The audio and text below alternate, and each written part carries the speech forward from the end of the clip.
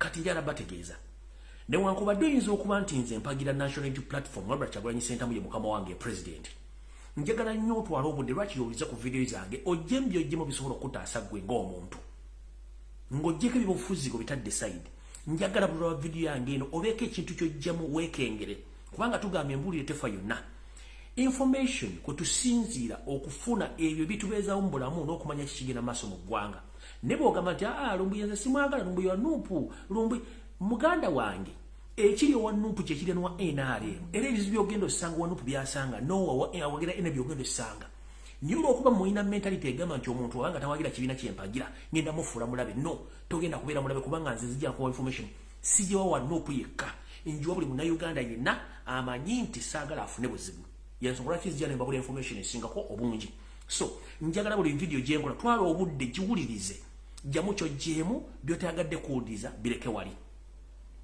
ompulidde bulungi bireke wali olw'ensonga tekijja kumbeerera kirungi nnyo gye ndi mu bulamu bwange nga nsanze omuntu atawagira nkyuka kyokuba wagira gavumenti ng'ofunye ekizibu kyekimu n'owa Nuupu kyafuna ng'ofunye ekizibu kyekimu omwana ali mu kiyumba kyafuna so nga ate wandibadde weetangira ebizibu ebyandibadde biva mu bintu ebyo Museveni yakwata media n'agiteeka waagiteeka n'abateeka mu kattu nga temusobola kufuna information entuufu okuggyako balimba obuliibi kati kyenjagala obbajja mu kusiba obwo mbasse mu grade endala bwe musobola okuba nga osobola okwerowooleza n'ofuna information okusinga ku eyo gy'olowooza nti yabadde ekuyamba teri TV radio station muntu yenna munnabyabufuzi agenda kukubulya information genda maaso mu ggwanga kubanga bonna twalonda bantu tetwalonda Katonda omuntu akyuka essaawa yonna alinga kiri kya budde oba alinga kiri kya nkuba busobola okukyanga omusana gwakapereketya zigenda okuwera ssaawa nnyo ez'okumakya ng'ebire bikyuse bireeta nkuba wegwe tutamunnabyabufuzi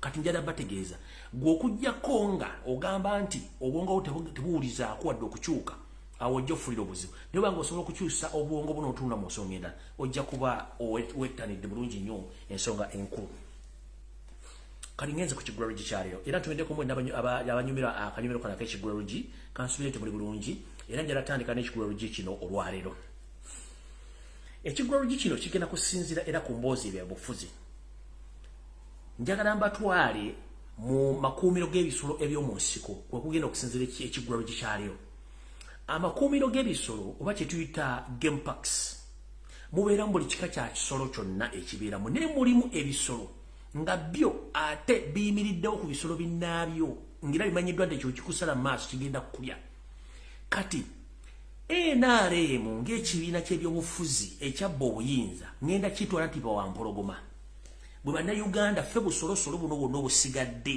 bingi ti owagira Nuupu bingi ti owagira FDC owagira DP owagira CP ffe busolosolo buno obusigadde kati empologoma bwe ziba zitudde mu miitingi yaazo nga mulimu enkazi ensajja obwana n'obukyali mu lubuto buteesa engeri gye bugenda okubeerawo n'okufunamu ebyokulya bo zo zibeerewo kati ffe be bateesezza okulya ate ebiseera ebisinga twesuleegwa naggamba tutasobola kutegeera nti omulabe waffe ali ogwo ye wampologoma kabeere wampologoma ng'omusanze enkazi ajja kulya kuba omusanze nga musajja ajja kulya n'ekyasooka okukola kwe kunywamu omusaayi bw'akunywamu omusaayi ayinza okukkuta ennyama n'agirekewaawo kati zino empisi endala ne zijja ne zikola ki ne zirya kyegeza kukutegeeza kiruwa ffenna bannayuganda yoseri tihabula tobasira mutano wakale jenseereza musezedde bw'atuula ne banne z'empologoma tebalina kirungi kye bateeseza munnayuganda okuggyako kukamula n'okukubba n'okukutta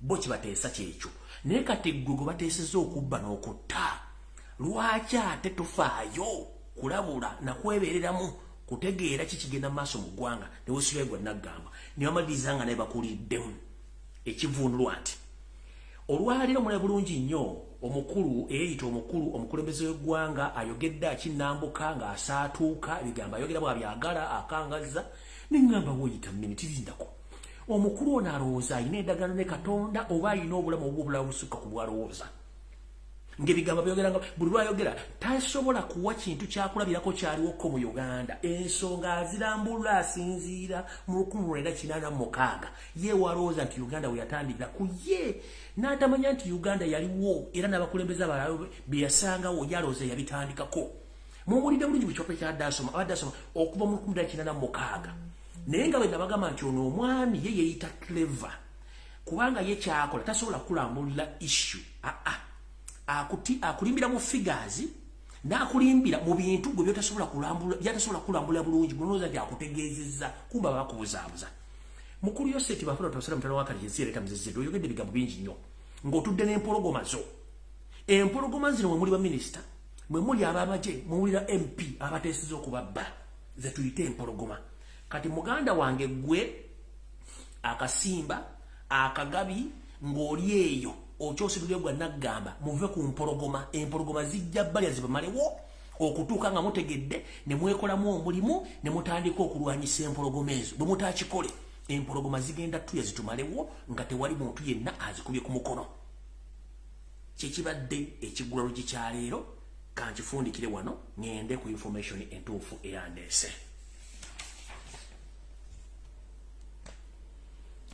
era ntandise bweti buli muntu ali kuno njagala okukwata essimu yo eyabuyonjo okakase kyembagamba nti zino mpologoma zajja kutubba wabukeredde olunaku lwaleero ku mitimbagano egy'enjawulo bataddeko nti omukyala Mama Sadolini ono w'ebibombola alinga entulege ne munne oli eyayika Windows amumyuka mu kubiriza parliament omu bamuguliddeko emmotoka n'endala ejja ne bakugamba nti emmotoka eri bajuguze obuwumbi 2,800 emmotoka gye baguze Benz kika kya Mercedes Benz S500 gye baguze naye emmotoka eyo njagala mbategeeza mazima gali nti kwata essimu yo genda kugolla Moses okebere emmotoka eno egula emitwalo 11 mu 1,110 ensimbi zo mu America latest model egula emitwalo 11 mu 1,110 ezesente zo mu America neboziza mu pound era tezingira mitwalo 15 bobanga mazo jikola ku buli kimu okutambula okutuuka e Kampala eyinza okuggwera mitwalo ndozanga 15 ejja dola bano basibajja okwota abasinza nnyinimu entannama batadde emmotoka eno ku mitwalo 5 mu 10,4 ne bagamba zibagiguze nabagamba nti omulimba asaana mukkiriza kwate essimu yo genda ku Google otekemu emmotoka bagita Mercedes Benz S5 latest model 2002 egula mitwalo 11 kitegeeza nti bwobozi kyusiza mu za Uganda teziwula obukadde 15,000 eberi mbukadde 4 mwana mu 5 ku current rate kati bana ababbi bagenda tulekera ki njagala parliament ya Uganda mu kwato omusajja eyakoze procurement y'emmotoka eno oba ali mu ministry oba member parliament oba YOSERI kennyini mu kwato omusajja no muteke mu komera nga nabo gisimu fungize abaana bali ku ngudo tebalina mmere abaana bali makomera tebalina mmere abantu bakyafuna kyakulya abantu bakyasobola kufuna deseri zibatwala mu ddwaliro ne muzanyira ku nsimbi z'omuwoomusolo nga mukola ebintu by'ekyemwera biri mutimbagano weeguli ene emmotoka egula emitwalo 11 so si mitwalo 5 mu 5 mu 10 eza dola za pound gwe yagitadde ku buwumbi 2 mu bukadde 8 nawe uli mukyamu emmotoka tewezadde obukadde 6 kati yayingidde tya mbuwumbi egene mbuwumbi kitegeeza bana basajja bakyatubba kwata simu yo genda mu Gola Moses gwe tuyita Gogo oteke mu search Mercedes Benz S500 2022 bwesuke mitwalo 15 jonvume ku social media nkuweredde bwedde kunvumira kuyirere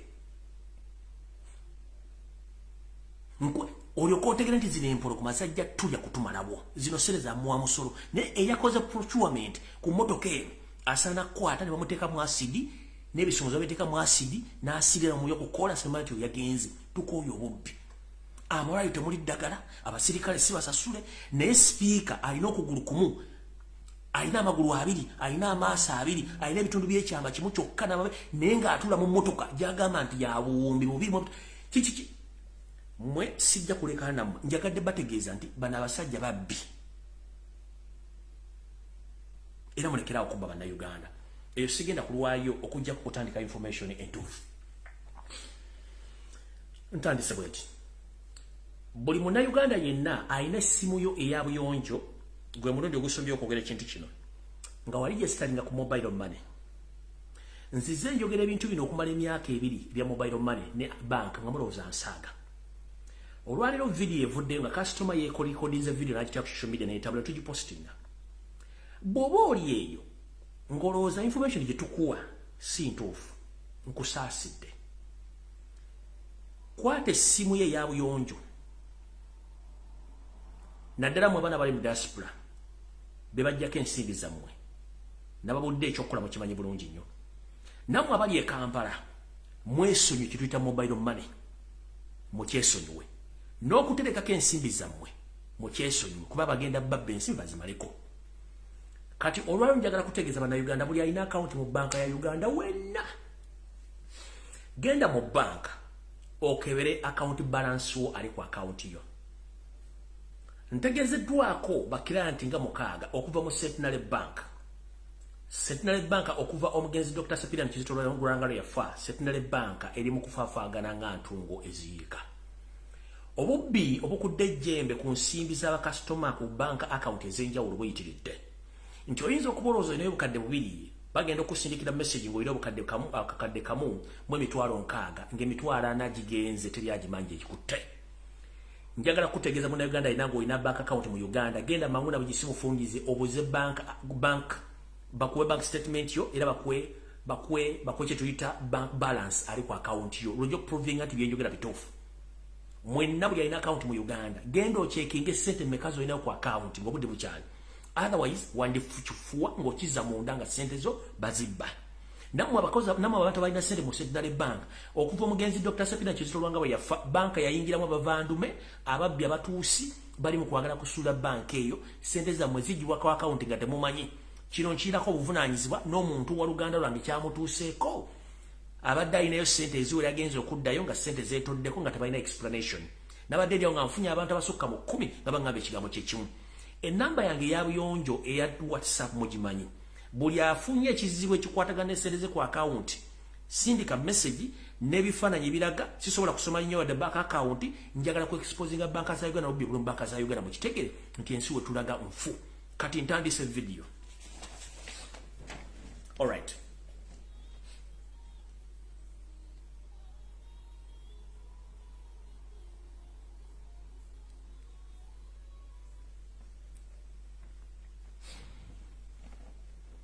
eno message njagala egende bannayuganda mwenna baddukanya business nga oli mu kitundu ekya Buganda strictly oli mu kitundu ekya Buganda bingiti oli musoga bingiti nti oli ki a minute please unankubira esimu bangamba ki hello Bisat Sonrabi Bisat Sonra Evet Bisat Sonra okay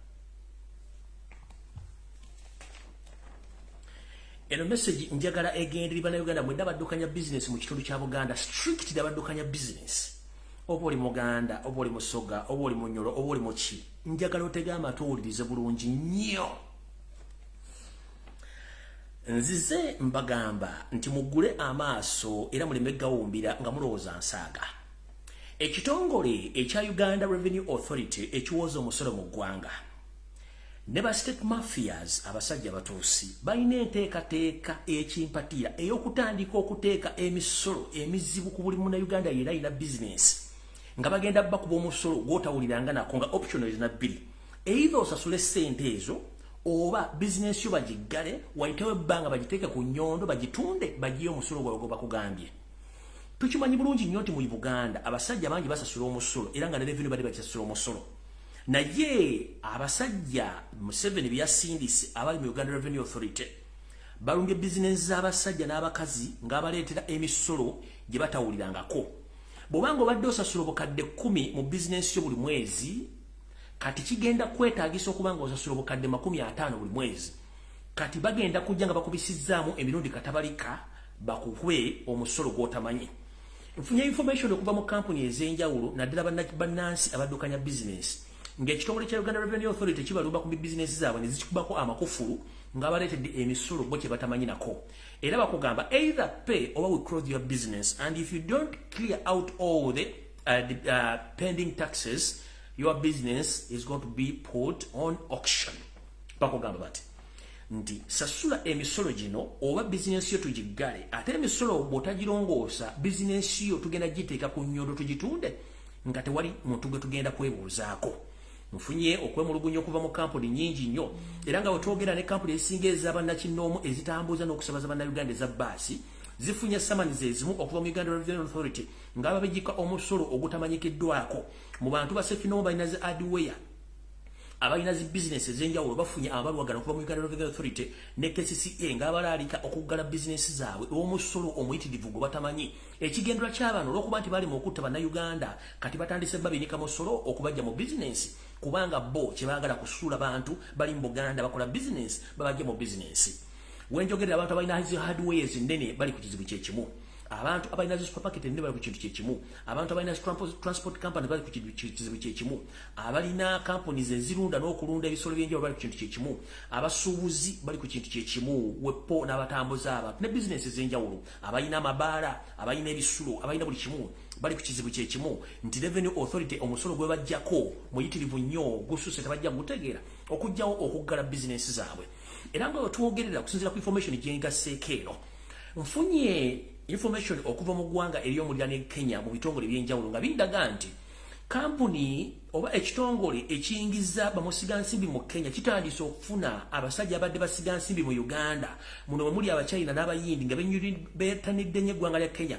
okugulawo bizinensi baggale eziri mu Uganda olw'ensonga nti ekisooka ebyenfuna biri wansi abantu tebakyasobola kugula bintu byabwe ate nga n'emisolo gibatambuza tebakyasobola kutambula batambula baavula so notegezeddwako nti abayindi abawerako n'abachina batandise okubinyiika mu nsi bayingira eggwanga lya Kenya okuba nti bagulawo bizinensi baggale eziri mu Uganda nga tebajja kubisobola olw'ensonga nti emisolo giyitiridde bizinensi ziri wansi abantu tebakyasobola kusasula bakozi wadde okuba nti bajja bizinensi bajja ssente zebateeka mu bizinensi kino nno mulowooza ng'ekyokusaaga nekigenda kutwala buli kimu kimulowooza nti kiri mu Uganda ng'ate omukulu onaze okwogerako abalaga nti buli kimu kiri bulungi nga baga nti meeting y'empologoma ziba zitudde ziba ziteeseza kulya bugabi nga bo bugabi bulowooza nti bano bateeseza kubukuuma kube bagenda balya ngenze mu maaso eno message nga sinagenda kunda njagala bazadde mwenna muwulire bulungi nnyo enteekateeka namutayiika gye nakuba emabegako ne balowooza nti bagifuddemu ekyaliwo ekikwekweto okugema abaana bammwe ekyobuwaze kigenda kutandika nga kiwomeddwa Minister of Health n'omukyala Mama Assassin naye ekikowunyisa ekikwekweto kino bakikola mu Buganda wokka njagala kubategeeza nti abaana bonna bali ku masomero bakolanga embogo abaana bonna bali ku masomero balina ssenyiga balwadde bingi tebali mu kisiro oba bali mudde kitegeeza ki kyonna ekyabatuukako Allah yasinga okukimanya enteekateeka eno baagala kuba baana bano eddagala lino effu mugenda tandika okula abantu bazikirira mu mamotoka abantu bafuna blood clot abantu ng'afa bufi kansa agenda okugira kumukumu okera okuzukusa omwana omubuli nga tazuukuse omwana atandika okwesiba mu nkula nga yeefunze oba nga yeetuzze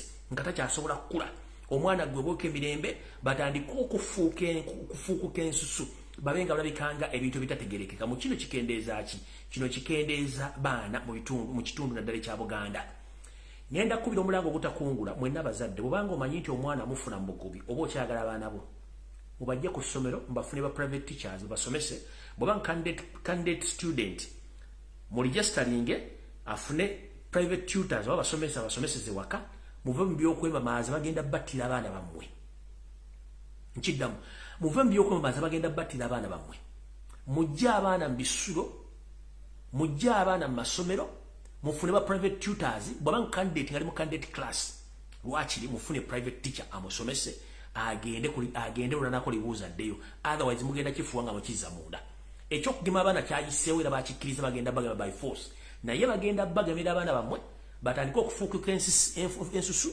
beetugge mu nkula batandika okufa ng'okera ku makya ng'omwana yafudde nga yazirise yagenze oba okubanga omwana otogenda kuddamu kulaba kosaniro mbeerako okujjako nga gwe kyosuubira okubanga oyagala ekyo kibage bulungi nnyo ekyokugema abaana okuva ku myaka 8 okutuuka ku myaka 16 bagenda kiteekawo nga tteeka kubanga baagala kukendeeza nnamba y'Abannayuganda naddala abantu abasangibwa mu Buganda kiri gye muli okutwala information yange oba okugireka mugirese gwe kinaatuukako tonkubira nduulu kubanga nze nkugambye kyenkugambye kiwedde.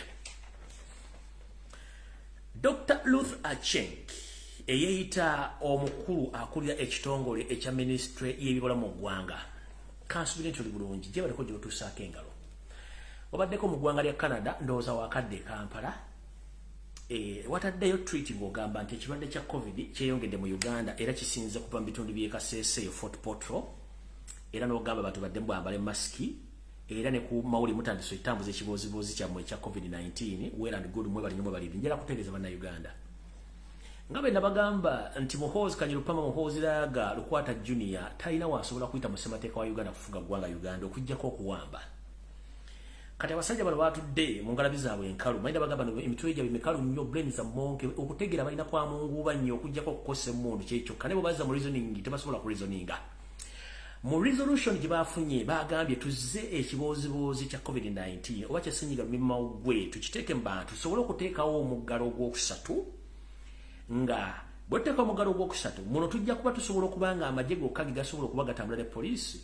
Awo tulyoke twekole ekigero Muhoozi Kanyirugaba awambe. Mu kuwamba bafunemu obutakkaanya naye nga buteeketeeke tugambe nti Mugisha Muntu yateekinze over ku lw'abantu naye ng'ono asigadde alina powers. Nabaga muteeka amaaso gammwe ku Mugisha Muntu. Oyo is a deadly poisonous snake ali awo atudde. Deadly poisonous snake Mugisha Muntu.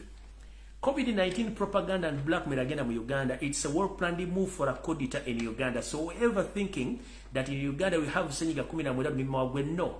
It's a well-planned move to bring again lockdown so that the coup d'etat which was planned previously can be implemented. Because constitutionally Muhoozi is not eligible to stand in any position of leadership in Uganda. So now they are planning a coup d'etat. But how? Now they instructed the Minister of Health to come out using his social media platform and all media companies in Uganda to start promoting Lumiimamawuggwe 19 so that they can set a second or a third lockdown. In this move, if they bring back lockdown, that means they are going to be curfew. The only people who are going to be eligible to move, those are the police officers and armed officers. So it will be very easy for them to implement their coup d'etat. So that is their move in Uganda. Mukyalo Luther Chenge munango moyimirira nga balugu ayuga akwata ku mutuba ng'oyimiridde simanyi bw'ogenda mu maaso bodda babega kuba ndakulaba no ku kisaawe ng'ozza okunnoonya. Munnange kino ekiboozibozi kya Mukama kyeyakusindise ne speaker ono Mama Sadolin Lusususi n'abatulege azze n'akyogerako nti ennamba za COVID zirinnyalinnya. Teri meeting ya mpologoma ebeerayo. Obwana bw'empologoma ne butategeera. Ngenza okulanga Mama Sadolin n'abatulegazze amayi wa kkala nyingi tugenda kkala nyingi nga nayaze. Simanyi we are facing a crisis of COVID-19. Yes. Tumanyi buli kimu kye mwagezaako okugamba. Ekituufu kiri tuli mu nsi enkuba gy'etonnya omusana ne gwaka. Tetulina winter season. Twakitegeera Ssenyiga Lumiimamawuggwe akolera nnyo mu bunyogovu. Tetulina bunyogovu. Tukimanyi bulungi at night mulina nenyize muyisa ne mufuuyira ebintu ebitategereka mu bbanga. Abantu ne bafuna ebifuba bafuna Ssenyiga. Jjukira buli lw'okabeera omuntu nga already alina ekifuba alina Ssenyiga. Already results zigenda mulaga nti already ali infected ne bu virus mugenda nti COVID-19. Okitegeera kati ebiragala mufuuyira ekiro mu bantu ne bafuna Ssenyiga ne bafuna ekifuba mumuyita Ssenyiga Lumiimamawuggwe 19 takyaliyo mukulu takyaliyo. Tukimwe mwagala kuleta kudita ne mmala biseera mubeerera ekikudita kyammwe kuba twabategeeza kimu tujja kitegeera. So njera bagamba ekintu kyokka Muhoozi alina okukola kuyisa okuditaye kati baleese ekiboozibozi kya COVID-19 oba Ssenyiga 19 baleke batiisetiisa abantu bakola lockdown. Please mugikole. Nabagamba buli kyemukola ffe tukifunamu. Nabagamba guwandikola ekintu okulumya omunoozi kangu oyambe muyambe ekkiriza. Enswaso etaano mulayirege engalabi. Muleete bangi mutuwanguyizeeko. In fact newe ekibanja mukiteekewo. Bambi muteekewo ekiboozi kyammwe kikule ne media musasule ziyimbe. Twagala mukikole mangu. Mukikole mangu bambi mutwangu. Nabagamba buli kyemukola ekisookera ddala bambi munansonyiwa. Nze nabasoma bweso.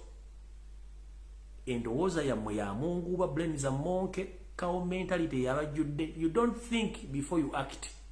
The moment you sit in the meeting and discuss issues, you got let us go and implement those issues without knowing the repercussion of the outcomes of the consequences.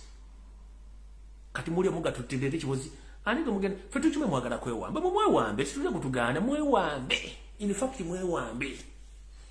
Nane kiroze kiva ku media kuno kumala emyezi nanga njagala kibozi kyammwe kino mbekudda mu kyogera ku mwewambe mutuyambe buyambe mwewambe ne kiganye. simanyi lwaki mukigaanyi naye njagala etegeeza abantu ono Ruth Aceng n'abantu abatandise okuga nti waliyo COVID-19 bambi banoonya ebintu bibiri. Ekisooka baagala kuleeta ekibuuzo kino bakubire World Health Organization ebeeka kasente kebawa ye idea esooka. Idea ey'okubiri yeya kudita okwewamba okweza obuyinza muhozi Kanyirugaba nenga ne muntu mwali ye designer ekyo temukirabirawo n'ovuddewo ngenze ku kintu ekirala. Kanspirant Yoseri otuse ku video eno wetwogerera essaawa zino Uganda efuuse ekukusizo ery'ebyokulwanyisa ebigenda okukyankalanya East ne Central Africa. Bukyanga omwezi guli ku nkomerero yagwo nga gunaatera okugwa, Uganda ekukusiza ebyokulwanyisa ebiri mu buwumbiro obuwumbi obw'ensimbi eza $. Mujjukire nti nabagambako givudde katono nti omukulu Yoseri Babula Otabasale mutano wa Kalensi Sirete Muzezedde omusajja omutuusi munnange afuba nnyo okulaba ng'atwala empaya ye okugijja mu East ne Central Africa agyongeze ewalala. Nabagamba nti omwami ono yali emabega w'abasajja abayeekera abali mu ggwanga erya Ethiopia waggulu eri gye tuyita mu Tigray region abali beefudde ekyo nga balwanyisa gavumenti ya Ethiopia era nga y'omu ku bafanda era baplana abali mu lutalo lwakuba nti balunyamu eggerero kyankalana.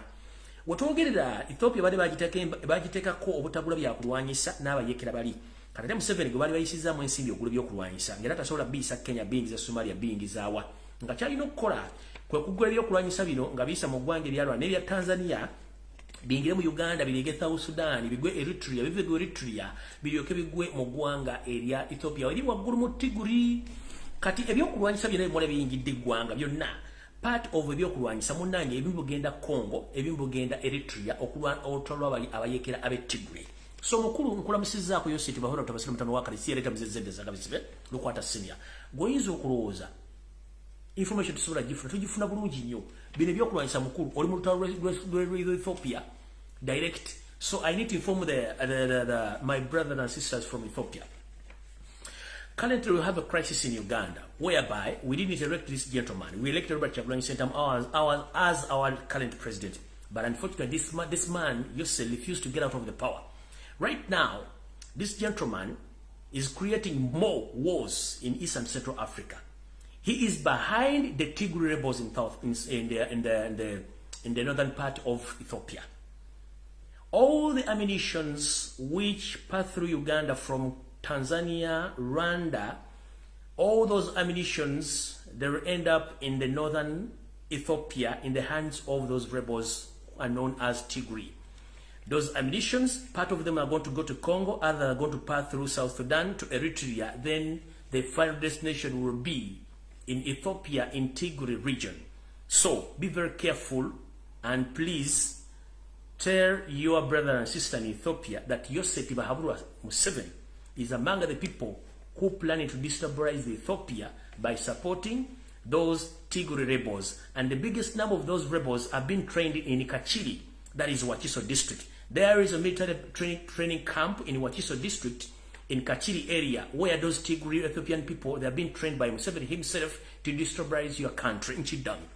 Nti omukulu takomye kutukuta kukusabya kulwanyisa byonna. Omukulu ono era atambuza n'okutraininga abasajja abateguli abayeekera abataganye eggwanga lya Ethiopia mu camp ezimu training camp ezimu mu kitundu ky'e Kachiri mu Wakiso district ng'agezaako nnyo okula nti yeefuula nti yayamba ate nga yakuliyetinga ensonga z'entalo mu East ne Central Africa bwepo era kye kimu ekiri mu ggwanga erya Congo.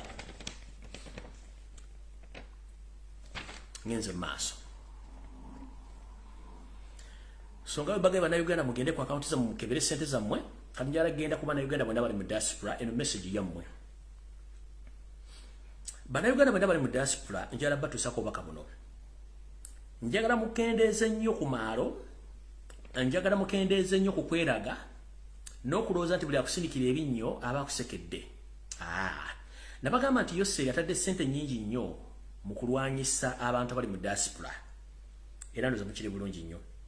Ennaku zino diaspora yeeyuniddwa nnyo bannamawulire abagenda bajja interview ku bannayuganda bawanga lya mu diaspora. Neebuuza omuntu ajja okujjako interview akolera TV ki era interest ye eruddawa era afunamu ki yeefandinga atya okutuuka mu diaspora atambule buli wamu wonna atandika okubuuza abantu information ebakwatako. Ekyo nawe sooka okyebuuza ekyo ng'okimaze. Lwaki strategic areas mu diaspora ezibaddemu ennyo amaanyi agalwanyisa Yoseri kati ze zijjuddemu nnyo functions ez'amaanyi gamba ng'abayimbi gamba ng'emizannyo gamba nga amaato biki soka webuuze biki lwaki nnyo function ziri mu bitundu ebyo era lwaki nnyo abantu abasinga obungi mu diaspora ennaku zino mufuna obuzibu mu ngeri gye mubeera mutambula mu ngeri gye mukolamu emirimu nti abasinga obungi ne address zammwe muzito ziragibirako abantu kubanga bano abantu balina ekyo kye bakola kimutamanyi well and good jala bategeeza ebintu bingi bigenda mu diaspora nenjala kuwoninga abantu be Boston mwenna mu America bambi nga nina bugisimufungize community yammwe erumbiddwa abasajja n'abakazi abanyarwanda wepo ne sleeper cells ez'aba spies bwe ngamba sleeper cells be bambega ababanga ababivuddeko nga tebabiriiko naye bamukubira simu ne bamugamba genda okola omulimu guno najja n'agukola mu sleeper cells spies systems ezo ayinza nakubanga mukwano ko nga tomanyi kumbe mbega awedde emirimu ng'agenda kujjawo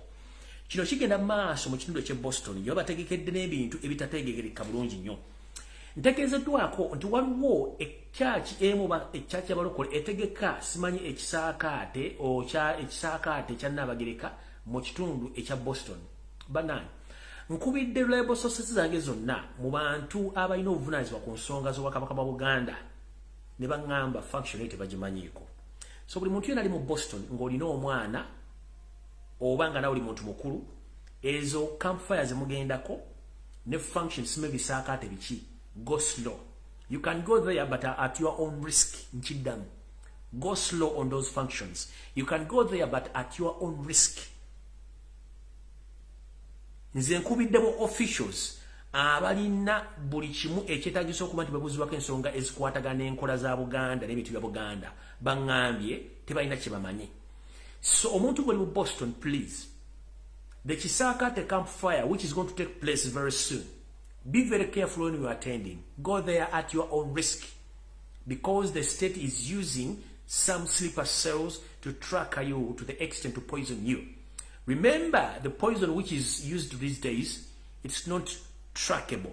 Even if you go to hospital, nobody can track that poison, but you end up dead. So please be very careful, whoever is in Boston, mainly especially in the community where Ugandans based more. So be very careful when you are attending any function in the Ugandan community. Be very careful. You are free to attend any function, but at your own risk.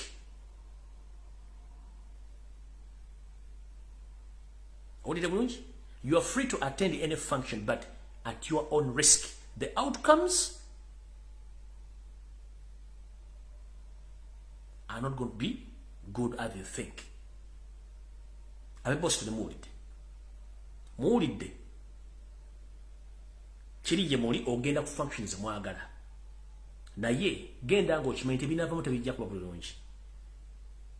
Ekyo nakyo nkimaze sagala kiddamu nenga mubeere begendereza nnyo n'ekirala mwegendereze nnyo abantu abateeka functions nga tebabadde mu community zammwe banga bali mu community zammwe ng'oli ategeeza function togitegeerako.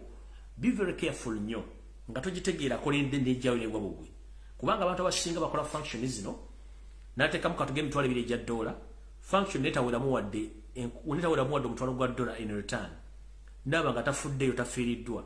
Weewunya waliwo akolerera amabanja, teri akolerera amabanja baloosi mu business, but weebuuze agenda kigattawo atya papasiye oba ekigendera kyabadde ky'okuteeka omukolo ogwo okitegeera kinjala soko weebuuze oli ategeeza function akitadde emitwalo ng'ebiri egya $. Nga badde asubira bannayuganda kiba kitegeeza nti ku bantu abanajja yabadde alinako tageti ze baamutumye kati wafuna tageti ezo olweri aba yafunye edda bonasi wa ssente ziri ezigenda okujja ezibadde zigenda okujjuza omukono ogukola. So mwegendereze nnyo. Weebuuze omuntu akola omukono aguteekamu ssente empitirivu nga temanyi income ye na expenditure ye n'aba nga ne bwe guba gumusaze he doesn't care oba she doesn't care. So weebuuze aba afuniramu ludda kubanga baba balina tageti ze baagala okufunamu mu ngeri ow'emwendala kubanga tugamba nti omuntu oyinza okubanga ogoba emmese ojikuba n'okubiramu ebikuba byonna n'obiyiwa naye ng'oyagadde emmese eyo gijikuba kati kyekikolwa kya Museveni ekyo ayinza okuba ayagalamu abantu babiri n'ateeka function ya $3 egya $, ne zifiirayo naye nga gwayagadde tageti yakoze eki agifunye. Mukozesa obwongo bwammwe ate mbeere bulungi nnyo nga mutegeera bulungi ensonga z'ebyokwenda n'obulamu bwammwe gye buli. Awo sigenda kulwawo nammwe mwebereremu.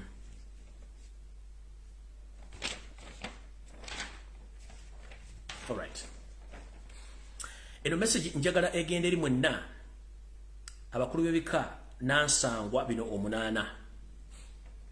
ntegezeddwako nti omumpembe wasanya Kaloli Charles Peter Mayiga Salonga Mulengejja ne mukama Yosete bahabura tabasana mtano wakali jensere tamzeze sanga bisibe lukwata senior ngente katekabo yewe yalina okuba nti bagenda kuteeka akazito ku bakulu b'ebika basinga obungi basobole okuba nti babazingako emimwaja butayogera kizuuse nti eriyo abakulu b'ebika abagaana okukwatagana n'ebintu bya Charles Peter Mayiga wasanya Kaloli Salonga Mulengejja okuba nti bakkiriziganya naye enteekateeka eyo n'okuleeta ensowole mu bika byabwe newankubadde zigenda zingira mu mpolampola. Okusinziira ku drone yange ennekusifu yantegezezza nti ebika bino ababikulira omunaana ebigundiivu mwegendereze nnyo abakulu b'ebika bino kubanga state ebataddeko eriiso jjoji nti muyinza okubanga mugenda kulumbibwa mu ssaawa yonna mu ngeri y'okubayirwa kanyokawulire namwe muveewo Mayiga asobole okukola byayagala. Ebika bino wammanga abakulu babyo mwetegereze nnyo mwegendereze nnyo. Muno mwe muli ekika ky'emmamba, emmamba zombi eyagabunga mwegendereza akulira ekika ky'emmamba eyagabunga n'ekika eky'emmamba ekirala nammwe mwegendereze. Omukulu akulira ekika ky'olugave naawe gy'oli yonna weegendereze. Omukulu akulira ekika ky'engeye naawe weegendereze nnyo. Akulira ekika ky'enjaza naawe weebereremu. Akulira ekika ky'effumbe weebereremu. Jjajjange Mazige akulira ekika ky'empindi weebereremu. Naawe akulira ekika ky'engonge naawe weebereremu.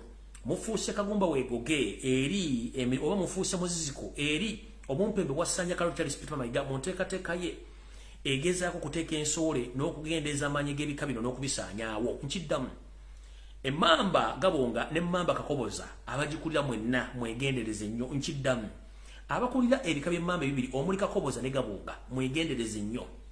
Akulira ekika ky'olugave weegendereze nnyo. Ow'engeye weegendereze. Ow'enjaza weegendereze. Ow'ennyonyi nnyange weegendereze. Ow'effumbe ow'ekika ky'empindi naawe akulira engonge naawe munnange weegendereze nnyo mu bintu by'oli mu kukola olw'ensonga nti sajja bano bapulaniize obba wakanyokawulire musobole okuba nti muvaawo bo bakole ebyo baagala okukola nga bweri enteekateeka YOSERI. Ngenze ku bantu abalala nga mbagambye nti ekiri atabala kyekira n'asigadde waka bannayuganda akatenga katujjudde tekajja tulekera bintu byonna. Mukimanyi bulungi nti abasajja bano bajja dda naye buli kintu kyebakola ntusirika balowooza nti tetutegeera. Wetwogeredde essaawa zino abasajja abakongo batandise okwirwanako era nga bo mission gye balina kati yakugoba musajja ayitibwa mutuusi mu ggwanga lyabwe. Tetuwagira nnyo bikolwa bya kutulugunya bantu naye omuntu bw'onyigiriza nnyo ennyindo etuuka n'ereeta omusaayi.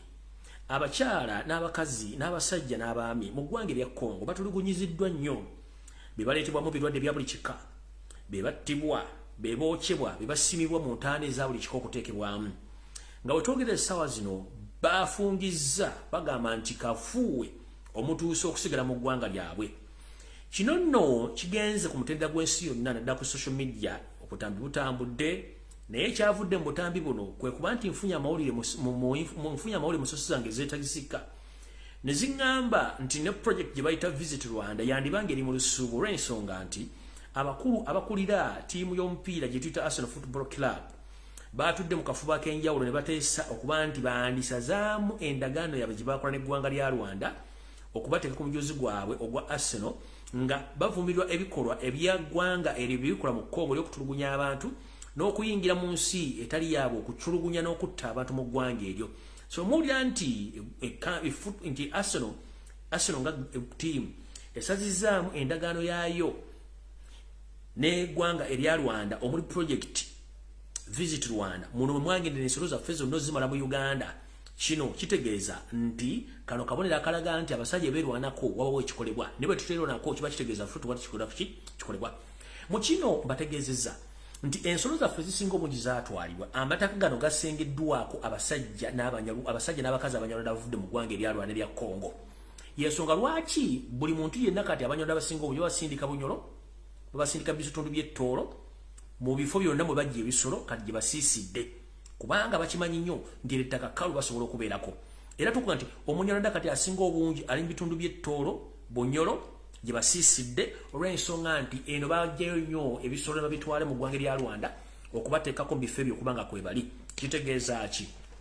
Bw'onootuula ojja kuba weriddemu olukwe bana basobola okuba nga beerwanako ensi etandise obbawulira gwateerwanako teri agenda kuwulira okujjako kudda mu nkaana ez'ebintu bye tutategeera nga bwe tulina kutambula tugenze mu maaso Yoseri tebawulira tamasiro mutano wa Kalikensi ereeta ovudde olwaliro okindambuka n'ogamba nti gwe ssebo totunda raw materials oyagala finish goods yensonga lwaki Uganda esobodde okutambulira mu mbeera yonna nga tewali buzibu gimu mu byoyanfuna munnange tukimanyi nti oli mulungi mu kusoma novo n'okulimba abantu era nsaasidde bannayuganda mwenna bawuliriza emboozi z'omusajja ne zitazimba okujjako okwawula Uganda bwe yagisanga si bweri okujjako agirese mu matigga ogambye nti ssebo totunda raw materials njala okubuuza amafuta ga Uganda ogakolya pipeline ogatwala e Tanzania oba otunze eki oyagala tugaba mu Uganda ebunyo tebasobola kuzimba gundi refinery ne tusobola nga tufunamu products ezenjawulo okuva mu mafuta gaffe ogatotunda raw materials.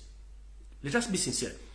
This gentleman, when he was addressing the public today, he said that he stopped the selling of all raw materials to other foreign countries. But I have one question. You said that, but why did you sign an agreement between you and the leader of Tanzania to sell our crude oil to foreign countries? Because it is crude, is not well refined. That means you've already sold our raw materials to other foreign countries. So why do you sometimes need to fool Ugandans? This is just one question. You say that you stopped it of selling raw materials to foreign countries. But what about the oil pipeline from Bunyoro to Tanzania, Tanga? Isn't that raw material? You mean we don't have any space in Uganda where they can build a refinery so that each and every Ugandan can gain in that refinery? You talk about the job creations. Which jobs are you creating? You talked about slavery. Right now, what are you doing? You are selling our sisters in Arab countries. At the end of the day, some of them, they end up losing their lives there. No one cares about them. You are just on media, bossing around because you don't care. You talked about a lot of things, but here's another question. Uganda, we have a lot of mineral resources, including gold. Have you ever informed Ugandans what is taking place in Central Reserve? Because we don't have gold. We don't have gold reserves there. Recently, I came out here and I informed the public that Uganda, annually, we produce 80 tons of gold. But where is the money of that gold? We have marble in Karamoja.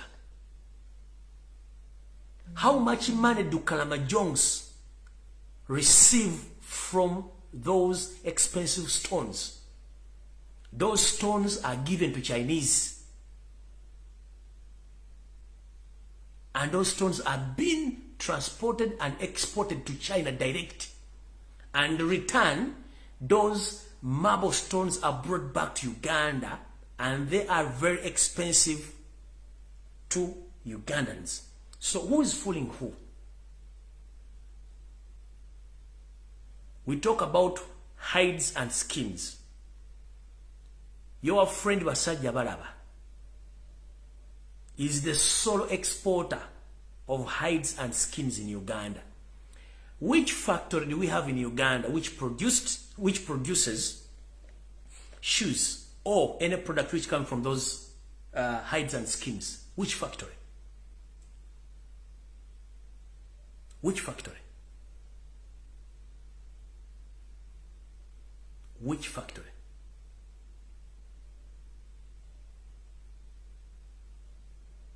Right now you came openly and said that you met Petit, the one who was claiming for our coffee. But we know Petit, there is no Petit, it's you. You are the one who want to monopolize coffee. But right now you are deceiving the nation that you made Petit. He had an deal or an idea of putting, of adding more value on our coffee.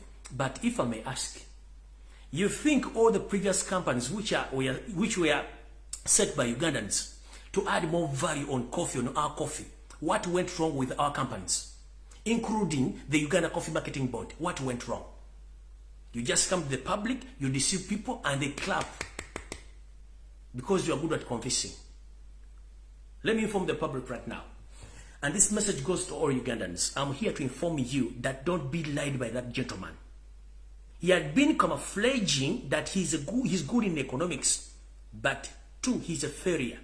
Because previously we asked him about his academic qualifications, he failed to produce those academic qualifications. As we speak right now, you don't know what is taking place in Uganda. The rise of prices of commodities in Uganda, those are well planned move by Museveni to collect more taxes from indigenous Ugandans. Do you know the owner of Starbucks petrol stations across Uganda? The owner of Starbucks petrol stations in Uganda is YOSERI, the son of Karekezi, with his friend Luto, the aspiring candidate of the aspiring candidate in Kenya, Luto. So whenever you find Starbucks fuel petrol station, that business belongs to Museveni and Luto. That's why previously himself with other government bodies, they came out and they said that we are intending to demolish some petrol stations, men especially in Kampala and other outcuts of the country, including on highways, because they want to monopolize fuel in Uganda, because it's the one who owns Starbucks fuel stations. So he wants to kick out all indigenous Ugandans who have been dealing in fuel, so that he stays in business, as his plan to stay in business, taking over coffee. The same gentleman who addressed the nation today is the same man. Kanchide mu Uganda. Omwami ono avudde n'ayogera ebigambo bingi nnyo bitakwatagana. Nti tatunda bintu bikozesebwa kuva mu bintu bya bulijjo, yabiyimiriza. Naye mubuuze ebibuuzo bino muganda amafuta gaffe wakola pipe gatwale Tanzania. Siro material chogambe ebunyolo tewaliwo osobola kuteeka refinery tufunamu amafuta gaffe nebafuna ebiva amafuta tasobola kiddamu. Ne mugamba tufuna gold gwe tusima mu Uganda tufuna ttani 8. Naye sereza gold ziri ddatiri azogera ne mbako vigante li gold ekyo n'ekimala. Ne mugamba mu Uganda omuntu mukwano gwa singa okutunda amaliba gente bamuyita basajja balaba aina company ekola engatto oba ekola ekintu kyonna ekiva mu ddiba ly'engatto kiriwa gwe musipiteriiwo raw materials bazitunda bweru ne najja n'abalimba ne mbeera awo ne ngenda maaso ne mbagamba twogera olwala ku miruwende egiri nnyo nnyo ddala ku mirya y'amafuta mukimanyi nti no nga sinagenda ku mafuta tugenze nayogera ku kintu ky'emmwanyi nti yasanga oli omukazi omuyaayi omukazi ye Museveni kennyini kubanga bakimanyi emirundi gye basomera tisimanye emmwanyi egula kwirewo emmwanyi egula $14 mu Uganda egula $1. Eyo yonna agezaako kuba nafuya yayiseewo ddiiru eri mbwaga nti ayongerako mu mutindo. Twalina Uganda Coffee Marketing Board ng'erina ebyuma bisunsula emmwanyi ku buli mutendera gwonna na buli bw'omu ebyuma watuka mu buyinza baakwata ebyuma bya Uganda Coffee Marketing Board ebyali ebigolo biwali yabitwala Rwanda gye biri gye bikolera. N'emmwanyi eziva mu Uganda 60% zigenda Rwanda. Ne balyoka bazibrandinga ne baziguza katale k'ensi yonna ne bazikola bye baagala. Owulira emmwanyi za Uganda bwe yamala okutunda ekyuma ky'emmwanyi mu Uganda n'amakampuni gonna ag'olumagajjawo n'akola ekintu n'aleeta ekintu ky'agowa mwate agowa agenda kuyaba na Uganda okutandika okutunda kotoni waabwe. Omanyi omusajja ono musimu agenze n'agamba kati tunulira pamba simanyi pamba kilo gitunda $7 simanyi Museveni bannayuganda twalina ekyuma kya nayitiro ejjinja nayitiro n'omutunda abalima kotoni wabalekerawo option ki tewaliwo nojja noleeta agowa nogamba twagala abaana mbeerera bokka bayingire mu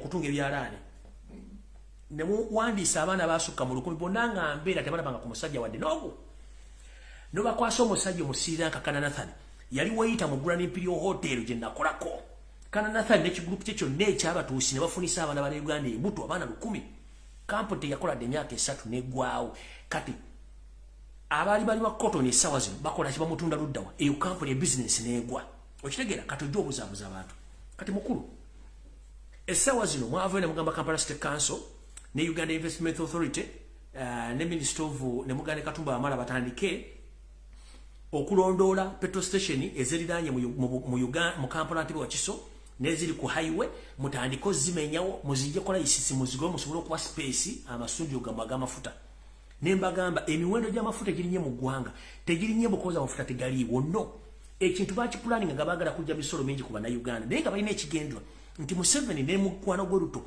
bagala kola kituyita monopolize okumonopolizinga amafuta gabegabe mu Uganda nga batunda amafuta nga bayita mu petrol station gye bayita Starbucks ya Museveni ne yesimbye ku kulembeze wa Kenya gwe bayita Ruto yensonga laki bulosanga Starbucks eri ku international level ate webeera ebera on both sides either on left and right bwoba ogenda e Kampala ojja gisanga ne oba ofuluma Kampala ojja gisanga zaabwe kati bo bwe banaamenya zino petrol station zino ezisigadde obungi mu Uganda bo nga basigala mu mafuta kati kye bakola essaawa zino okuteeka emiwendo gy'amafuta okulinya baagala kujja ssente zaabwe ze bainvestinga mu kugula ettaka n'okuzimbamu bwe banaganda okugambira nti amafuta gakendedde ebbeeyi mu myaka gye simanyi ng'olwedde bafunye capital omungi okuva ku ssente z'ababinyise z'amafuta kubanga amafuta gava Kenya ng'emiwendo gyago gyenkanagana amafuta g'e Kenya bwe giyingira ku nsalo emala mu busiya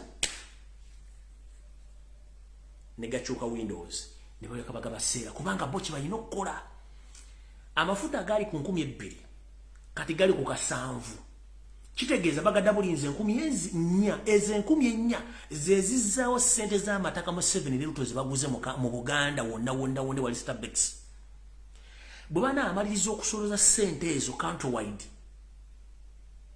jukira amafuta gabadde ku 3,000 kale kitono nnyo 3,000 katugate ku 3,000 kati gali mu 7 kitegeeza bakutaddemu 10,000 kati 10,000 ezo bakujja mbuli liita bazza ssente zaabwe ze bainvestinga mu kugula amataka okukola kampuni ya Starbucks eri ey'amafuta ebbanga ne bakubbira emyaka 2 nga amafuta gasigadde ku bbeeyi okumala emyaka 2 kitegeeza ssente ze bazigyeeyo mpitirivu nnyo ate kampuni ze zigenda okuba nga zizina obuyinza obutunda amafuta nga bala temukyasobola mba mugenda kukola ki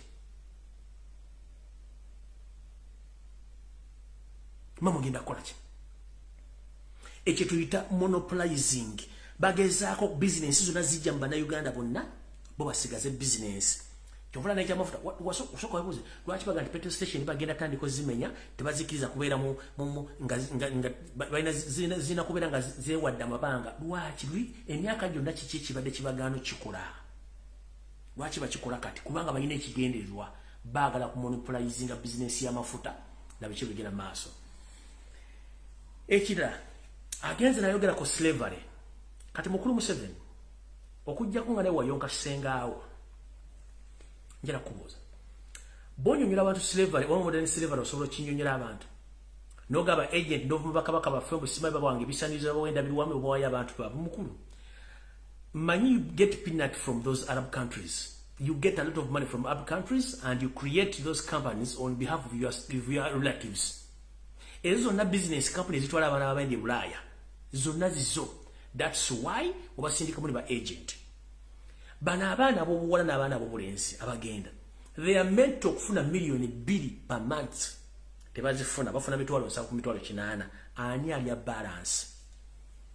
if you really you are genius as you say lwaki buli mwana afuna contract nga mulibye kapata afuna million 2 mu kitundu bwatuka omuwalabu amugamba your government said you should get 800 list 900 why akamwe 10 bakamubiri ani akasa gwa kajja ugwe kenyini kati gwe n'abazungu bali abasoka bakula baddugavu ani asinga obutemu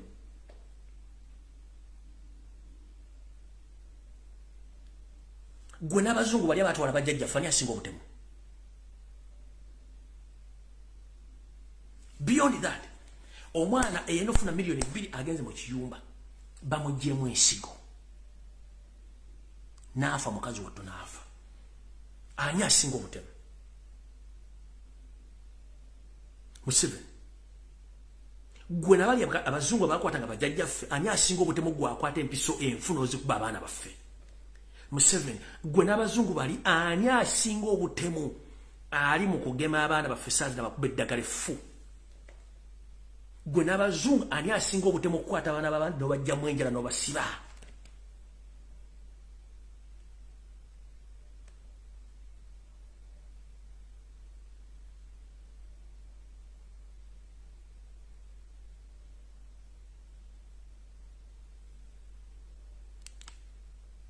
ani asinga ogwo obutemu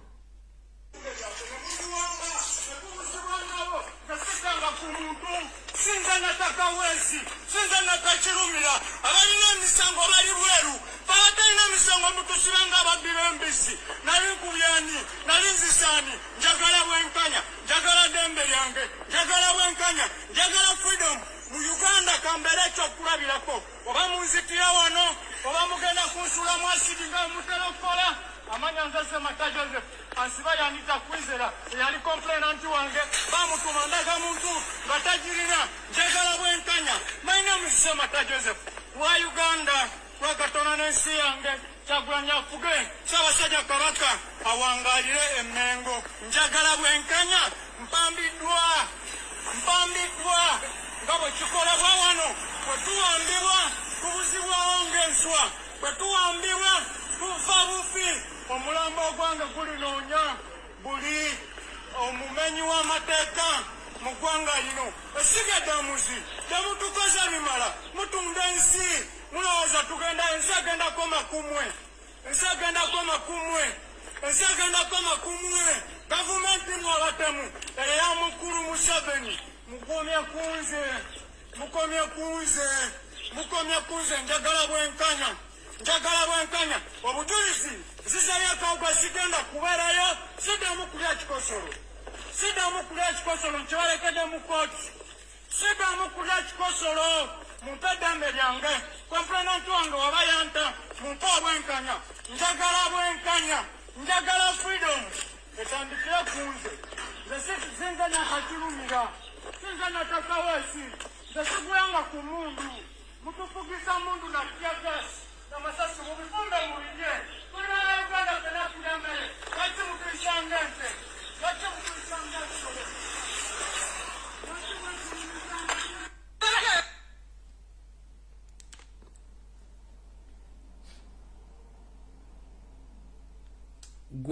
gwe ebigambo bejja noyogera n'obulira abantu musibira mu bbwa kyasinga gwe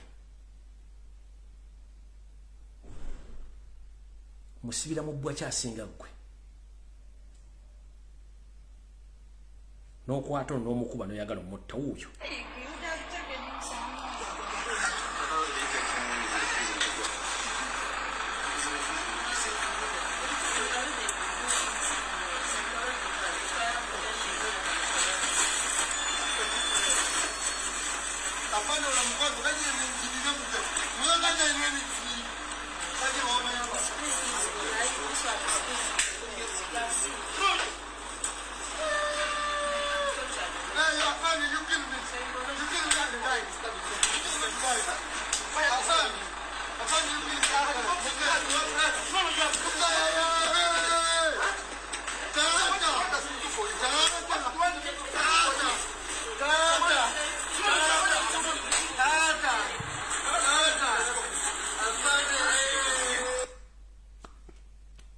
omusajja omukulu watuukira okuyita kitaawe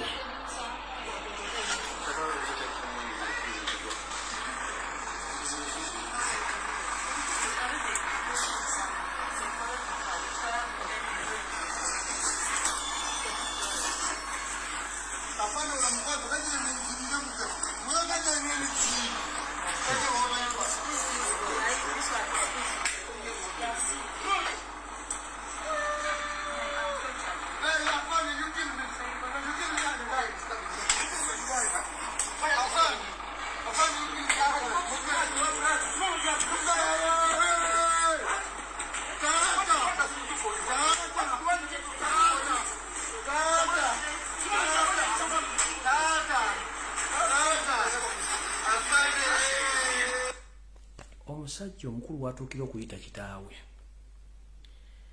tutera nnyo okuyita abazadde abakyala naye omusajja w'omukubira n'ayita kitaawe.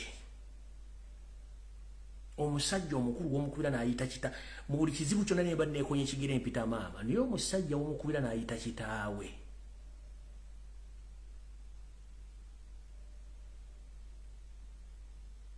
Mwenna abali kuno muli 4,000 buli lwofuna ekizibu oyitawo wennyabo naye omusajja omukulu atuukira okuyita kitaawe. Ate wulira omusajja kawe Masaka kuba ayita taata watuukira okuyita kitaawe.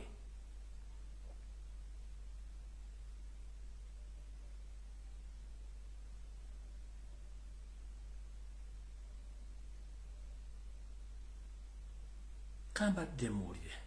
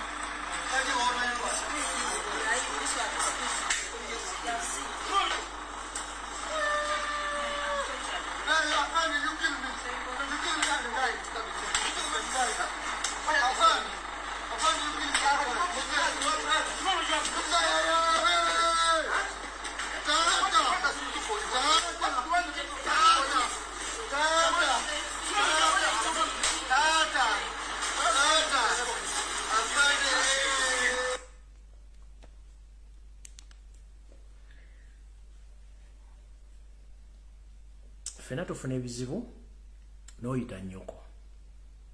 Naye omusajja watuukira okuyita kitaawe. Eno ensigo gye musiga mumanyi kyegenda obaviiramu. Museveni mmanyi kuno ku video kwoli. Janet kuno ku video kwoli.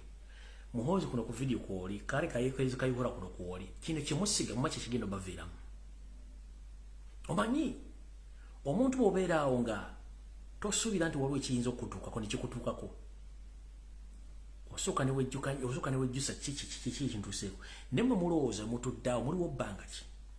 Eno ensigo gye musiga mugisigira baani? Mugisigira baani?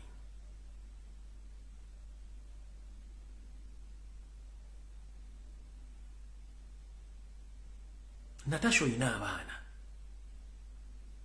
Dano oyina abaana. Patience oyina abaana. Lwabugo oyina abaana. Muhoozi oyina abaana. Muhoozi nategeddeko mukazi wo Susan Lucyamuzi yafulumya eggwanga if I'm not mistaken. Yafulumizza abaana.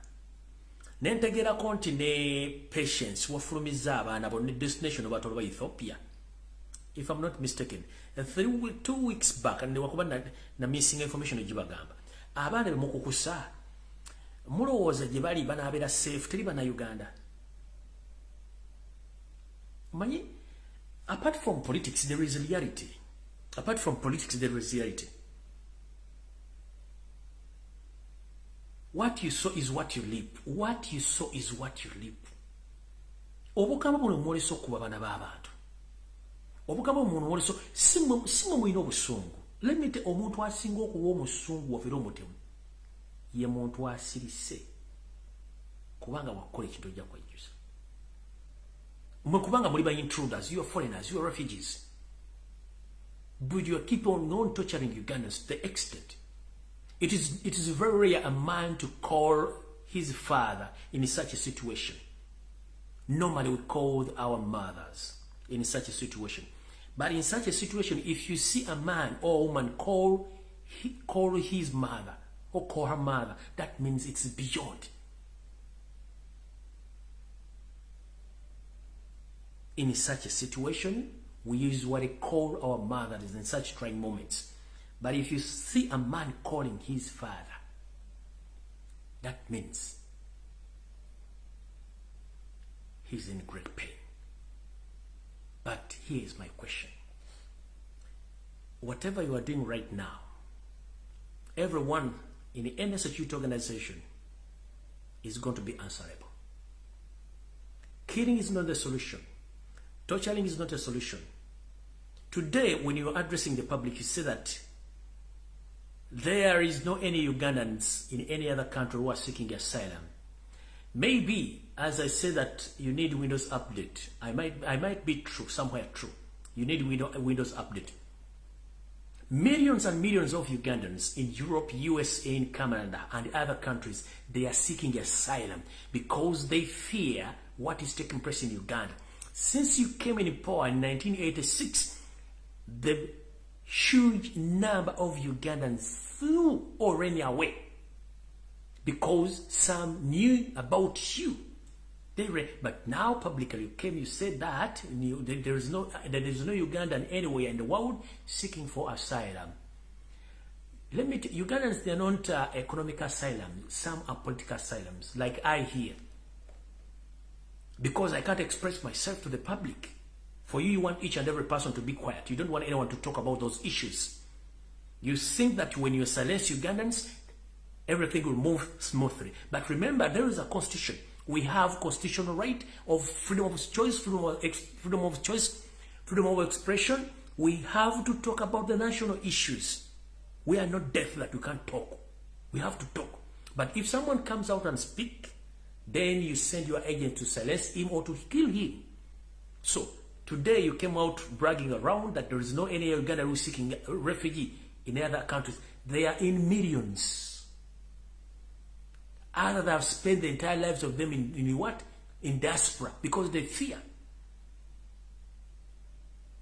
You kill their families, you kill their relatives, and now you're still hunting them where they are in diaspora. And you are bragging around that there is no Uganda who is seeking asylum. I'm here to remind you, you came from Rwanda when you were a teenager. What chased you away from Rwanda again will chase you out of Uganda. Museveni, get this from me. What chased your mother and your father from Rwanda and brought you to Uganda? The same thing which chased you from Rwanda is the same thing which is going to chase you out from Uganda very soon. Ekyakudduse Rwanda, ekyaddusa nnyoko ne kitaawo okubaleeta mu Uganda ne musiikinga asylum nga refugee. Kintu kyekimu kigenda okujja mu Uganda kikudduse nawe ogende mu nsi endala osawo obuddamu ng'abala. Tugambye byaffe ebiddiringana. Mulimu okutegeera. N'otuna omusajja ng'ono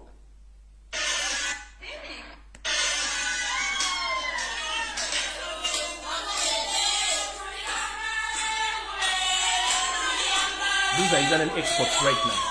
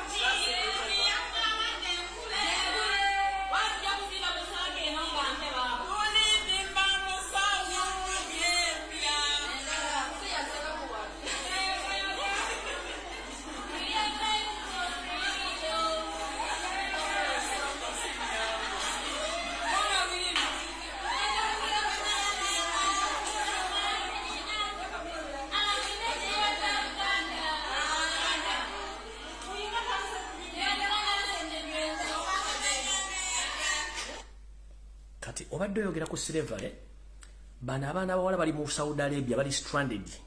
Kampuni zo ze zaabaleete Saudi Arabia bali stranded. Bagiwe Uganda bayiwa mu Saudi Arabia balinga binyonyi tebalina mirimu. Bawulire sigenda boogerera beeyogere bo kennyini. Oyogedde about slavery. Ani akusinga okubanga baabo kabeeyogere.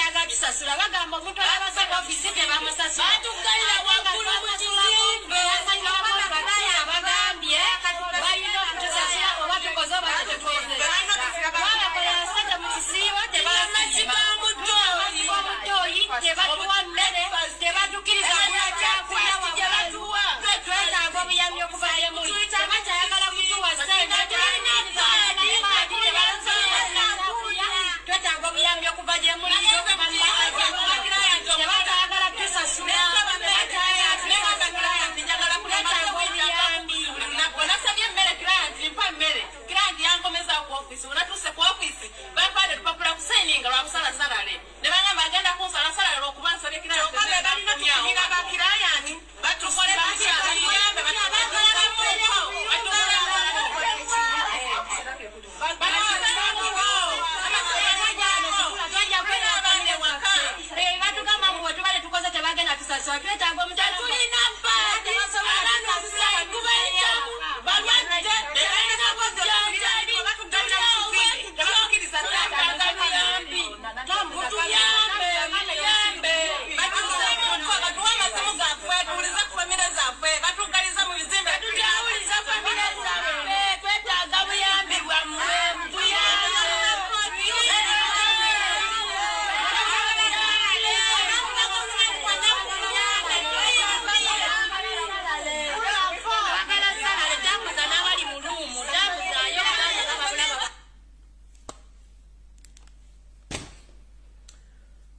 Kabana babandi jemba somba yone mbatwana mbayiwe Saudi Arabia eyo company emuziri company nga kinana bana amekaba tasobola ku recording a video ngazino but you are there at Kolo airstrip browsing around that there is no slavery in Uganda. You are the master of slavery in Uganda as we speak right now. These companies belong to you. These companies now that mubasajja mumuloze nsimugira jikungulamu. You are the master of slavery. You are the master of slavery in Uganda. Bana abana babuwala basula kirindi bagete bachayina na bintu bikozesebwa mu nsonga za kikyala bamaze emyezi mukaga tebasasulwa bali ku kampuni batudde kyokagwa abana bo abazzukulu bo buli muzukulu alina ente 367 basomera mu Harvard basomera luddawa nenga bali basasula omusolo. Omwana ono yajja ina contract ya milioni 2 mu kitundu natuka mu Saudi Arabia tugenda social media no sawa kinana na sindike emitwalo 8 ne kigende Uganda gituka Uganda nga muzadde wafunye emitwalo 5 asatu ani agabba nengo bubbe emitwalo 3 buli mwezi taina chetuita returns buli mwana asindika sente Kampala on monthly basis ayina okufuna return musereze mba mu bieko ne mu return ne bwafuna obuzibu wadde embassy ya Uganda sobola degenda kumunula mubuuza ko mwana mwola wabadde kye kugamba nti wasoma mugambo wasoma economics ne brain is a monkey. If you don't care about the taxpayers no gambo wasoma asomera ludda lumwe. You milk the cow without feeding it onofuna otyama amata era ogenda gitunda ngo maziji ko gitunda bagirinya batosobola kubanga mote mwasoma muloza kimukubba ubbi. These are taxpayers. Ono mwana katugende abana bali milioni mu Saudi Arabia. Oni monthly basindike mitwalo 8. How much money is that? Ngojaka mitwalo 3 per person is setemeka. Te wali asobola kubala kintu ekyo kuba buli yakola company n'okubba gwanga. Ze $10 ze setemeka zingira buli mwezi mu Uganda ze setemeka. But what are returns? What are the returns these girls they gain in their streets? Bafuna much. This is a national export. Previously, we used to answer questions that what are the cash crops of Uganda. We used to answer coffee and cotton. But ask the question now, what are the main cash crops of Uganda? Or are the main exports of Uganda? They are maids and security guards. But remember, all these girls are educated. And those boys are educated. But they lack what to do. But you say they're keeping on creating jobs where? Whom are you fooling? Ugandans, they pay money, they pay tax on monthly basis, but they gain nothing. Katika nsoka nchiwa buli chino ngafundikira video. Buli munda Uganda aliye. Buli sente njosasula. Obo musolo manyinti ogusasude watu ogusasude. Omusolo ogw'omwezi begugwako oyina okufuna kye tuyita returns. Obo mwaka begugwako oyina okufuna returns. Katujigayo nti mwezi oyina okufuna returns. Returns zeziriwa. Bw'osasula omusolo ng'ogusasula gavumenti mu bintu byonna by'okola kye tuyitanga gwe omusasuli w'omusolo mu returns oyina okufuna kye tuyita service delivery. 1. Amasomero oyina okuba nga omwana wasomera bwerere ng'asomera mu masomero ag'ebbeeyi. 2. Amalwaliro galina okuba nga galina eddwaliro nga n'ambulance ekukima anytime. Amasannyalaze oyina okuba nga ogasasula ku ssente za wansi kubanga osasula omusolo. Okitegeera? Amazzi olina okubanga buli mu Uganda ofuna amazzi amayonjo wadde ogasasulira. Those are the services. Ochitegera security olina okubanga abasirikale eggwanga likumba bulungi nnyo abantu babakuba botenda bababba. Right now omusajja wulu wali simanyi badde lukuli oba badde lukubaluddawa bamumbye emisana tukuba amasasi mu nnyumba ye emmotoka ne bagitwala. Kyetugamba those are returns. Those are the returns. Wano musize tulimu okwa weewunzo bakasana kakwokyezzaako n'okwasobola nakamu within 2 minutes ambulance zijjanga 10. Nga ndi mugwira mind you nga siri mukozi wawo nga ndi mugwira ambulance zijjanga 10. Funa kamunguluze ku park empya. Funa kamunguluze ku park empya. Ojja kufiirawo ate bakutwala emulago bakusalemu ebibumba n'amawolo babibuwamu still. Nebo gwensimbu yo. Babakutwala emulago kutuusaayo. Nga bakujjamu ensigo n'ebiwoowolo nga bakubira lwaboga ate mukodi mu musezi lwaboga tufunya na agudde ensimbu tumujje mutu awine ensigo nnungi lwaboga abagamba mu ekyokola mutu bakujjamu ebiwoowolo nga bapitwala so buli wamu saako mwasa kulinga mu babubbi kyembagamba nabawala muli kintu muli business muli property ya Uganda kituta property ya Uganda emisolo gimusasula seze bajjako muino okufuna services. Ndi mu Saudi Arabia ofunye obuzibu embassy ekijisasuza kwosasula embassy. Eyo embassy liwo kulwo lwa mu Uganda lwaki babayamba. Sente zibakujjako ng'osindika Kampala zeyisasula abasirusiru abera mu embassy ezo. Wawudi wazeze basasula. Kano tunile embwa yavudde Kampala ejjere golwa lulinga lwa mbuzi mbwegenda kuwandisa abantu ndaga muntu omusajja omujja lwa Dawidi abantu abala babulayo mu nsoko yo okuwa services bana Uganda. Ali Dubai mulabe wu. Registration. Yena tulage chikoli. Mutulage. And the requirements to bring on that day should be your identifications. For example, a passport. So on that day it will be on 3rd and on 4th. 3rd and on 4th of June you'll converge. Sisobola kumuwa credentials zange oyo n'abantu abalinga kuba tubakuuye ate mugenda kubona abona mbwa mmwe mugenda kubona abona omwana we muli kubana abantu mbatulugunya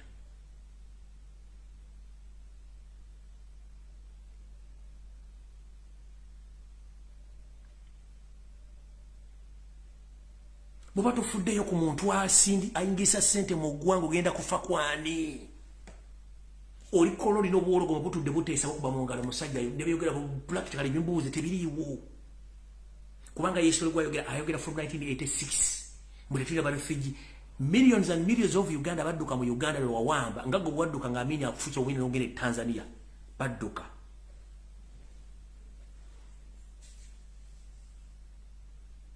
Kati muri ku media mo suppressing abana tebagala kuogera. And this message got all Ugandans. The moment you go silent about national issues, muwedde. Museveni kyasinga okutya mu nsimu tati assassin naye ate kibayita ekigambo. Kati mwenna abaana bali ku social media ngenda bagamba. Let nobody intimidate you. Let nobody controls you. Speak your mind, you get what you know against your country because you have your constitutional right to speak on national issues. If you don't want to talk about your national issues, remember, every month you pay taxes. But what are the outcomes of those taxes? Osasule misolo mwezi kuseneza bakusalako zoga bantu emitwala 5 basatu ziragaluddawa izo yino okubuuza sereza ezikola mulimu ki ngenze kwemba sibanzigalidde ebweru ani akugalidde bwe nga gwe mukamawe. You are the boss of those people in the embassies across Arab countries and then the other European countries, and you are the bosses of those people. Kubanga sente, you are the taxpayers' money. Kufuno musara. Emodoka javuga sente zizo. Emodoka jari ya sente zizo. Mresidents jaswa sente zizo. Babuza. Kwa bagala muchitegere.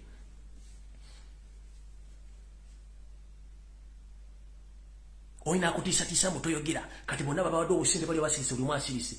Jemuko mu okusirika bagenda bafuka ku mitwe mbabulidde. Muntu zatufuna bya kwatwine byo kola twagala kuogera kubanga tumanye ekyo okuogera tukimanyi.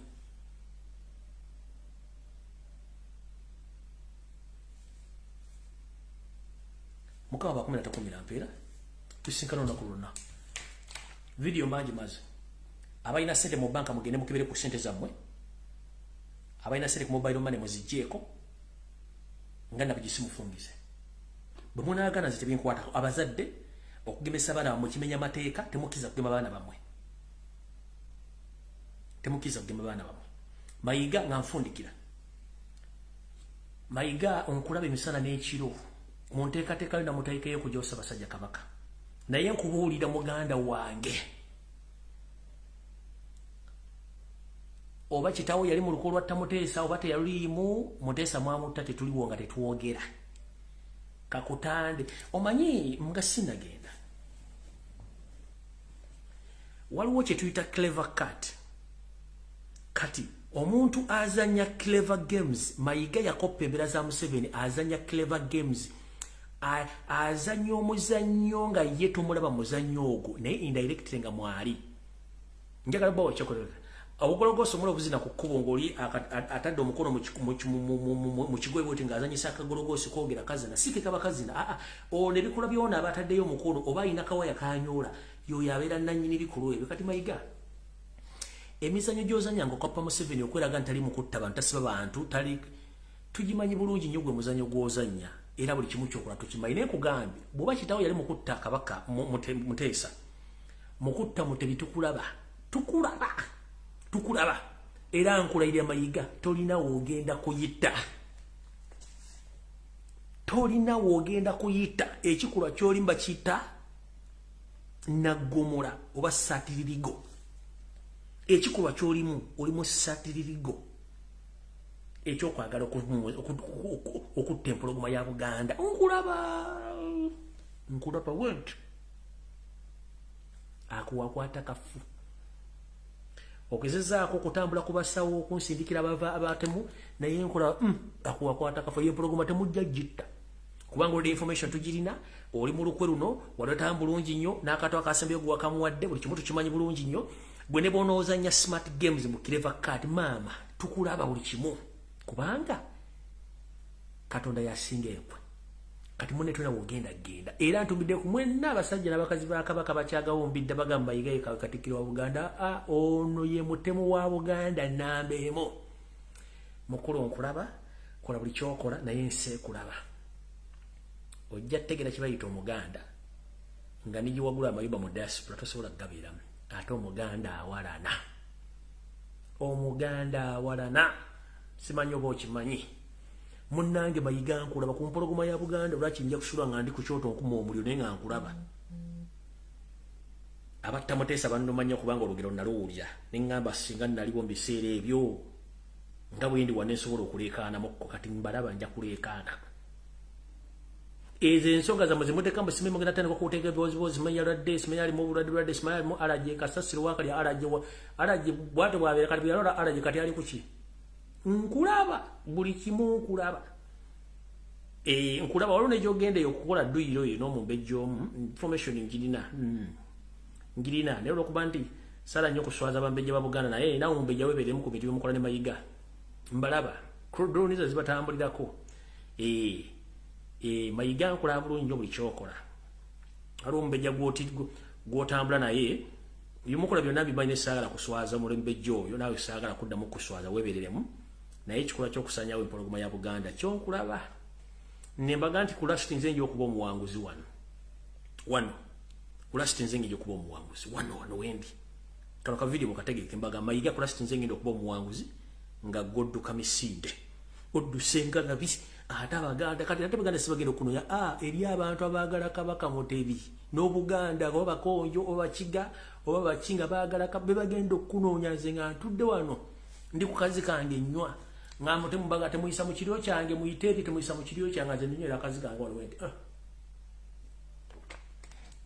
ati bonna abali bavuma Lumbuye nga nze mbatunuulidde bati mbagambe nja kubeera nokulasiti nga nze muwanguzi temukimanyi naye nze muwanguzi empologoma kyannomanya okusoma history wasa Edward Muteesa engeri gye bamuttamu kubasinga nalona ne badde njasama nga bwe njasama kati kwene empologoma gye mmanyiko gye ndabako gye bansomesa tujja kulukuta nkulaba wonna mumbejja weebereremu webere mbalaba na muzanyira mbalaba Mayiga nsobola okuwa mu budde bwa mwezi mulamba nga sikola program bye muri mbulangi nenga nsingala nkulaba nsobola okuwa mu mulala mwezi mulamba nga sikola program bye muri mbulangi nenkujja ko pressure kuliko nenga nsigala nkulaba nkuboyinza okula nkutega ko pressure nimba nkulaba nemba sawo jogende e Masaka ina basawo bibo ogenda ke Masaka eyo namba nkulaba muganda wange Mutesa mwamu tanga siriwo baliwo bamuyamba naye umutebi kabaka ange gwenda bakogo mmanyi go bansomesa bajjajja go bansomesa ne bansomesa Buganda jjajja nkulaba nkugambe kunako lusemba yo njabaga temuyisa mu kiryo kyange mutwale ne bonna mwenna bali banvuma mumba ku nsonga za Buganda nja kuba ndi wano nga ndi mukanya kazika maze nyomba zisinywa mwenge anetulidde wano empologoma baba muri ku pesa fu nze wendi Nizo kuwa mwezi mulamba nga sikola program bi muri mulangi nga sininga nkulaba naye kugambye mumbejja ye nasogedde linyalyo ngobepe yane mayiga webere kamera zaako kulabadda ye kimanye ti kamera zikulaba kuma ekitibwa kyo kuma n'ekitibwa kyo lyolanya nenga nkulaba mumbejja omu olina mayiga mutambula ate mayiga mmanye mpisote yesigamwa kitegeera pisote yesigamwa nga mayiga nkulaba nkulabisa waliwo ne nkulabisako eriisi erimbu nenga nkulaba ne Museveni mbalaba mwenna mitingiza muzembera mulaba sajja mwenna bali emmenga batembalaba ewe ndi wano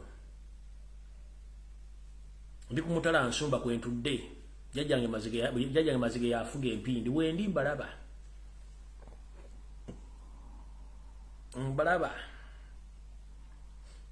woza buno mutwe gwabwerere